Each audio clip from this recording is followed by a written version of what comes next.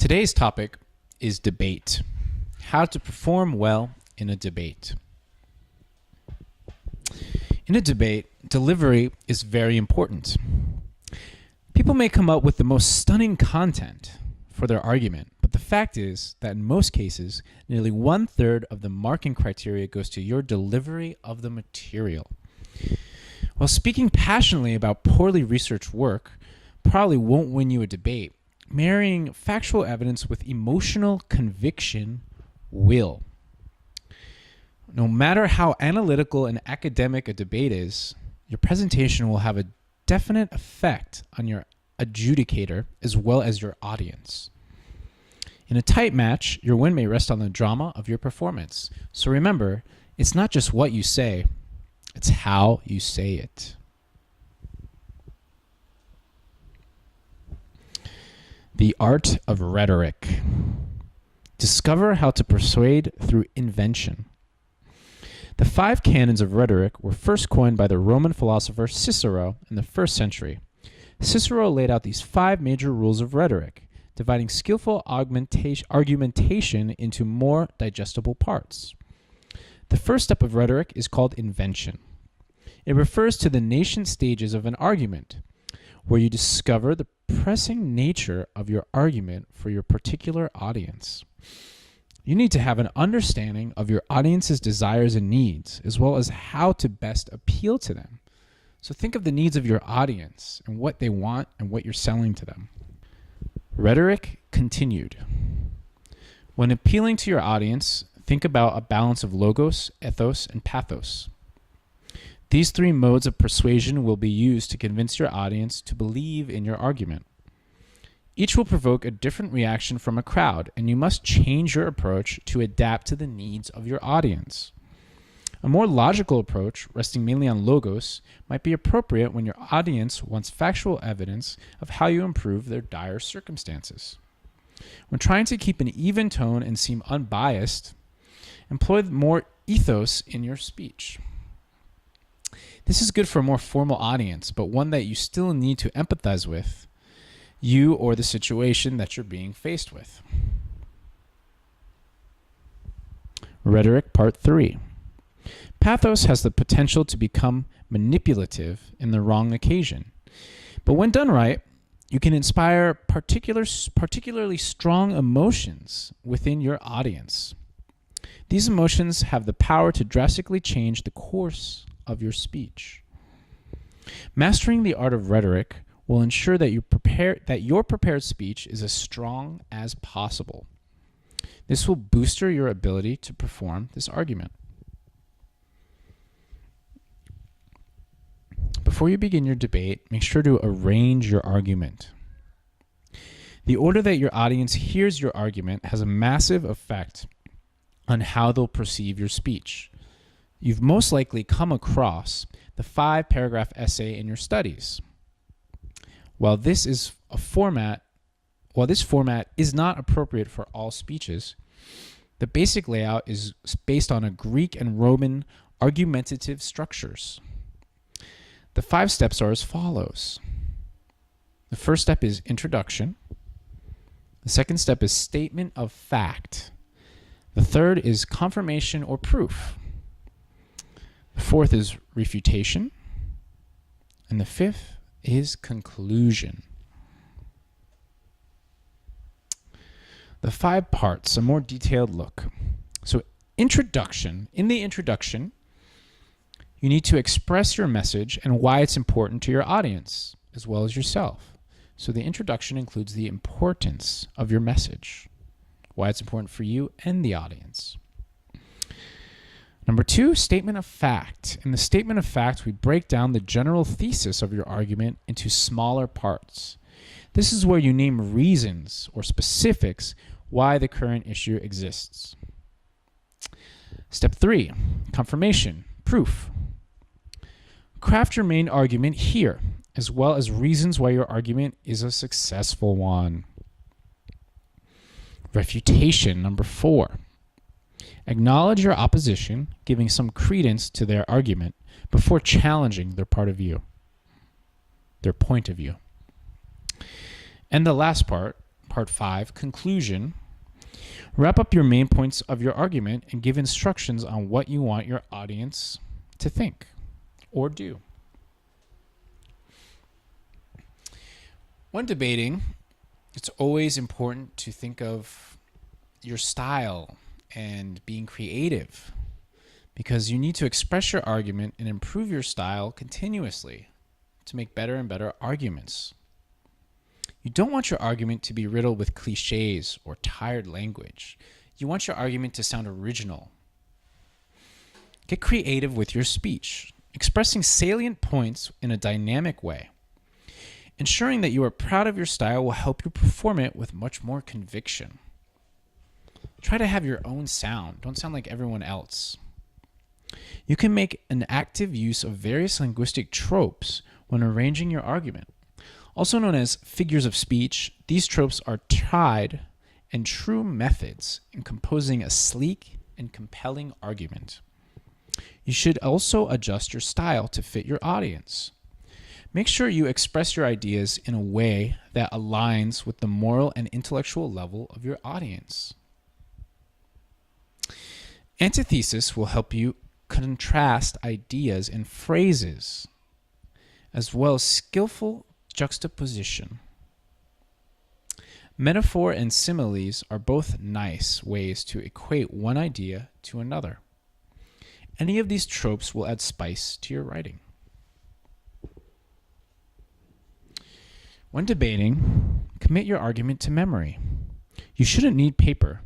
While it may seem fairly simple, it's good to remember that a memorized speech will always impress more than a speech read off paper. It's worth noting that certain aspects of your debate will have to be performed on the fly. By memorizing the facts of your topic, however, you'll be able to recount these facts organically. This will help you grow more confident in improvising your speech. The more natural your debate looks, the more receptive the audience will be. Again, delivery. Improve it always. Amplify your performance techniques, highlighting your delivery. The final canon of rhetoric, delivery, will lead you directly into mastering the art of performance in a debate. Focus primarily on gesture, body language, and tone in your delivery. These are key points for getting your audience to go along with your argument. Your facts may be completely accurate, but if you can't properly connect these points to an audience, much of your speech will be missed. Delivery will also vary to fit your audience. So if you're debating the same argument, but multiple times to different audiences, you're going to need different styles most likely. When speaking to a similar audience, you can make more eye contact, speak more directly to those listening to you. Franklin Delano Roosevelt's fireside chats, for example, or radio broadcasts intended to feel intimate for everyone listening in. His larger speeches, in contrast, felt more immediate and righteous, fitting the more massive scope of their subject matter. When debating, eliminate fillers. When your speech is riddled with and other various aspirated sounds, you appear to know less than you actually do. So remember, delivery is key. It's not just what you say, it's how you say it. Your verbal hesitations also suggest that you are taking time to find your next word. You want to avoid this in a debate, as you're aiming to express mastery over your intended topic. The sound usually takes less time to overcome in speech. It suggests that you've just finished one point and you're taking a moment to move on to the next point. Your sounds can be far more dangerous, as they suggest that you may be searching for completely unfamiliar information. You want to eliminate both from your speech patterns in formal debate. However, as both suggest a stalling in your thought process. So it's best just to not use such sounds, and Work on removing those from your speech. Try replacing your filler sounds with silence. Silence can be very powerful. This will give your audience time to stew on your last point, and it will also give you time to generate your stimulus for your next idea. Silence, a moment of silence, can help reinforce a strong point that you make in your debate. Remember that everyone needs time to process before moving to their next sentence. You aren't eliminating this thought process. You are, however, making it appear that you are thinking less than you actually are.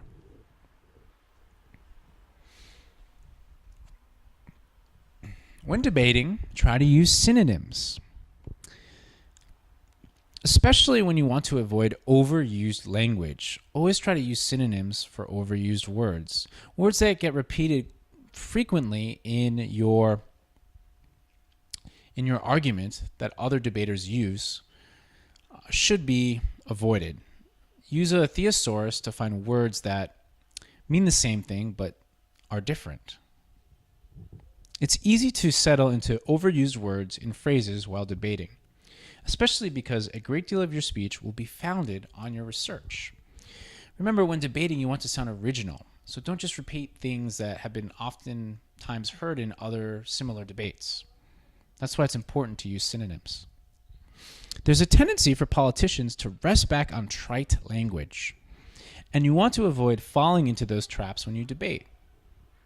When your work is highly researched, it runs the risk of becoming pedantic. If you're simply regurgitating facts from academia, your rhetoric can quickly become dull and overly intellectual.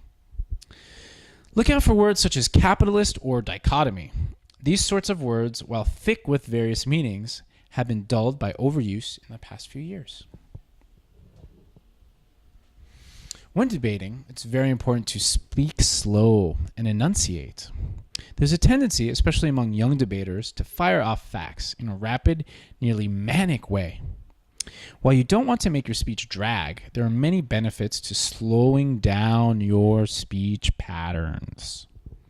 When you slow down your speech, you give your audience and your adjudicator more time to process your strong points. It's much easier to enunciate if you slow down the pace of your speech. You may be able to get through a larger quantity of points, but it's unlikely that all of them will be heard or remembered. Try the pencil in mouth drill if you want to improve your articulation. Stick a pencil in your mouth, parallel to your forehead, and practice your speech while holding it in place. You'll have to verbalize around the obstacle in your mouth, working harder to enunciate your syllables. When you remove the pencil, you'll find that your speech is far clearer. Keep that same level of enunciation when you're performing. When you blend enunciation with a slower manner of speech, it'll be easier for others to dissect your points. When debating, consolidate your movement. Using gesture can be extremely helpful in elaborating on your points. All public speaking is, after all, just an attempt to seem natural and accessible in front of a larger crowd. Remember the basic nods rule of physical gesture, which dictate that all your movement should seem neutral, open, defined, and strong. Again, your movement should seem neutral, open, defined, and strong when debating. You generally have a large stage to inhabit while debating. Occupy this space fully. You don't want to be pacing nervously. You don't want to ensure that you look comfortable speaking. You want to ensure that you look comfortable speaking. Don't rely on gesture as a nervous tick. If you're releasing anxiety through gesture, then your gestures will not be strong. Instead, they'll add unnecessary emotion, distracting from your speech. When creating a rebuttal, be sure to be calm. Before opening your mouth, take a moment to take a deep breath and calm down your mind.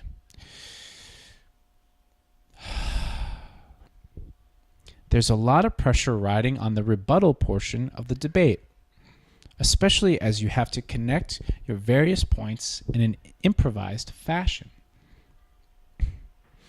In the rebuttal, boil your arguments into more specific points. Mentally before launching in, You won't win this portion of your debate by scattering new ideas into the air at the last moment. So you want to reiterate your strong points in the rebuttal while keeping a calm demeanor. Sum up your argument into 1 or 2 sentences. You'll obviously be extrapolating on these points, but it'll help you to have a logical home base to return to. Focus on what you know you've done successfully. Don't be hard on yourself for taking the path of least resistance when going for the win.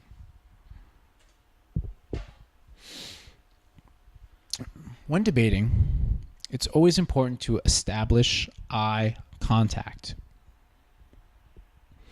It's unlikely that you'll win your debate if you aren't making eye contact with both your audience and your adjudicator. In speaking in any public setting, the crowd will feel a trust in you if you can connect directly to them using the eyes. Even brief moments of connection will serve you well. As for that instance, one person will feel that you are speaking directly to them. After you make eye contact with one person in the audience, deliver your next line or phrase to the next person. This way you'll connect with a larger number of people in a one-on-one way. So always try to make eye contact with as many people in the room as you can while debating. You can also use eye contact to silence a distracting presence in your audience. If someone isn't paying attention to you, then a prolonged stare will make them feel uncomfortable.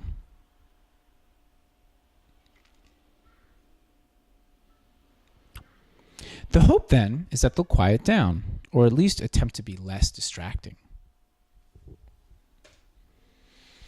When debating, it's important to diversify your tone.